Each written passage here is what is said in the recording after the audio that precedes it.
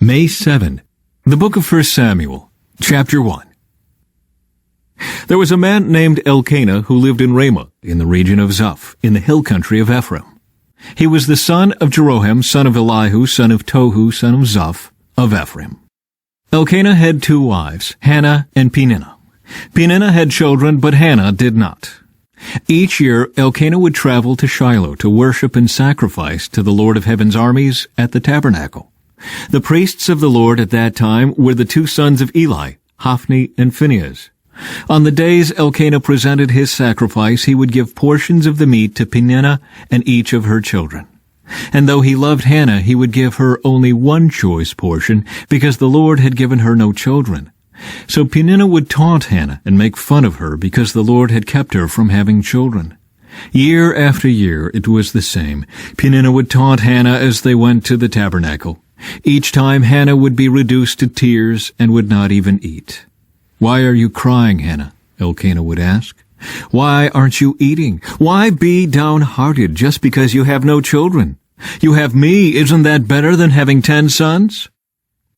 Hannah's prayer for a son. Once after a sacrificial meal at Shiloh, Hannah got up and went to pray. Eli the priest was sitting at his customary place beside the entrance of the tabernacle. Hannah was in deep anguish, crying bitterly as she prayed to the Lord. And she made this vow, "O Lord of heaven's armies, if you will look upon my sorrow and answer my prayer and give me a son, then I will give him back to you. He will be yours for his entire lifetime, and as a sign that he has been dedicated to the Lord, his hair will never be cut." As she was praying to the Lord, Eli watched her. Seeing her lips moving but hearing no sound, he thought she had been drinking. "Must you come here drunk?" he demanded. "Throw away your wine." "Oh, no, sir," she replied. "I haven't been drinking wine or anything stronger. But I am very discouraged, and I was pouring out my heart to the Lord. Don't think I am a wicked woman, for I have been praying out of great anguish and sorrow." "In that case," Eli said, "go in peace. May the God of Israel grant the request you have asked of him." "Oh, thank you, sir," she exclaimed. Then she went back and began to eat again, and she was no longer sad. Samuel's birth and dedication.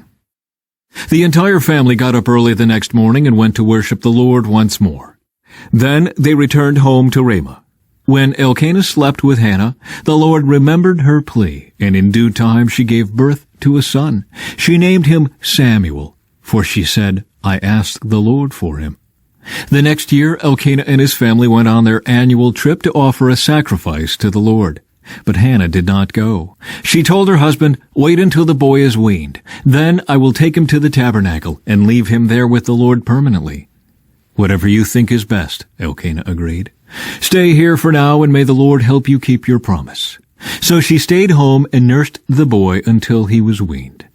When the child was weaned, Hannah took him to the tabernacle in Shiloh. They brought along a 3-year-old bull for the sacrifice and a basket of flour and some wine. After sacrificing the bull, they brought the boy to Eli. "Sir, do you remember me?" Hannah asked. "I am the woman who stood here several years ago praying to the Lord. I asked the Lord to give me this boy, and he has granted my request. Now I am giving him to the Lord, and he will belong to the Lord his whole life." And they worshiped the Lord there. Then Hannah prayed, "My heart rejoices in the Lord. The Lord has made me strong. Now I have an answer for my enemies. I rejoice because you rescued me. No one is holy like the Lord. There is no one besides you. There is no rock like our God. Stop acting so proud and haughty. Don't speak with such arrogance, for the Lord is a God who knows what you have done. He will judge your actions. The bow of the mighty is now broken, and those who stumbled are now strong. Those who were well-fed are now starving, and those who were starving are now full. The childless woman now has 7 children, and the woman with many children wastes away. The Lord gives both death and life. He brings some down to the grave, but raises others up.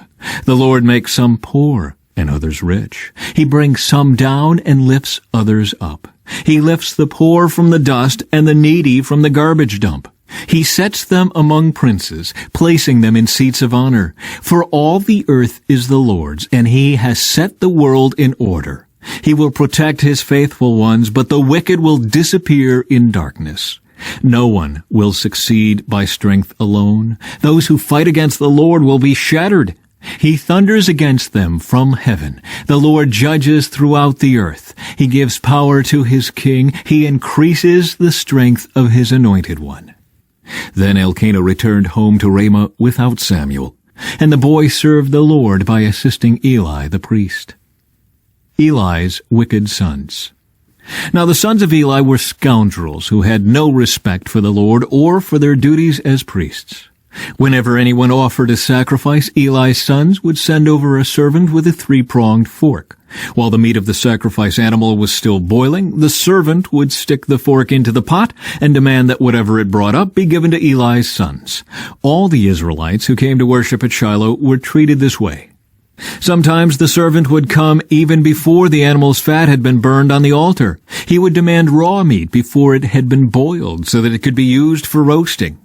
The man offering the sacrifice might reply, "Take as much as you want, but the fat must be burned first." Then the servant would demand, "No, give it to me now, or I'll take it by force."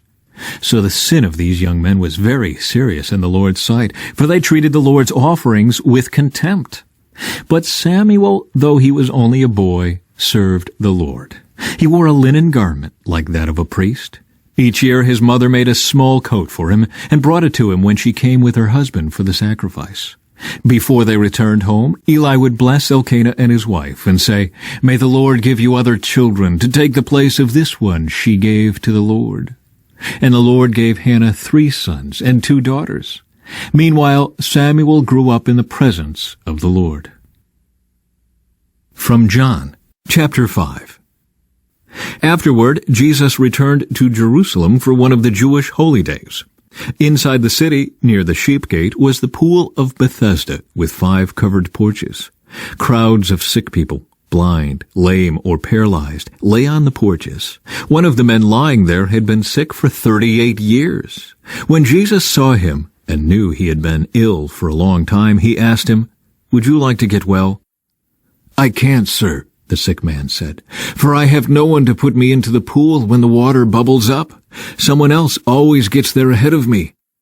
Jesus told him, "Stand up, pick up your mat and walk." Instantly the man was healed. He rolled up his sleeping mat and began walking. But this miracle happened on the Sabbath, so the Jewish leaders objected. They said to the man who was cured, "You can't work on the Sabbath. The law doesn't allow you to carry that sleeping mat." But he replied, "The man who healed me told me, 'Pick up your mat and walk.'" "Who said such a thing as that?" they demanded. The man didn't know, for Jesus had disappeared into the crowd. But afterward Jesus found him in the temple and told him, "Now you are well, so stop sinning or something even worse may happen to you." Then the man went and told the Jewish leaders that it was Jesus who had healed him. Jesus claims to be the Son of God. So the Jewish leaders began harassing Jesus for breaking the Sabbath rules. But Jesus replied, "My Father is always working, and so am I."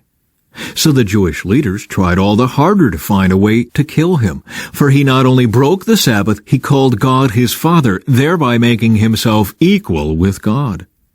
So Jesus explained, "I tell you the truth. The Son can do nothing by himself. He does only what he sees the Father doing. Whatever the Father does, the Son also does, for the Father loves the Son and shows him everything he is doing. In fact, the Father will show him how to do even greater works than healing this man.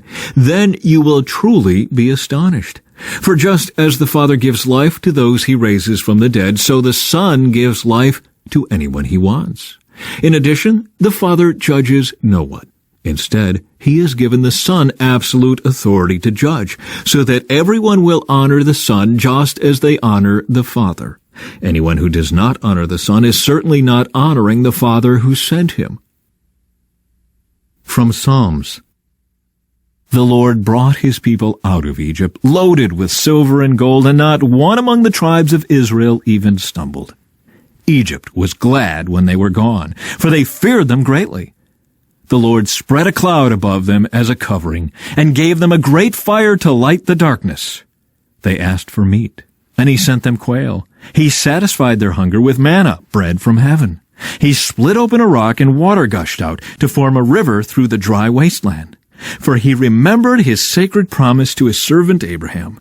So he brought his people out of Egypt with joy, his chosen ones with rejoicing. He gave his people the lands of pagan nations, and they harvested crops that others had planted. All this happened so they would follow his decrees and obey his instructions. Praise the Lord. From Proverbs. A growing population is a king's glory. A prince without subjects has nothing. People with understanding control their anger. A hot temper shows great foolishness.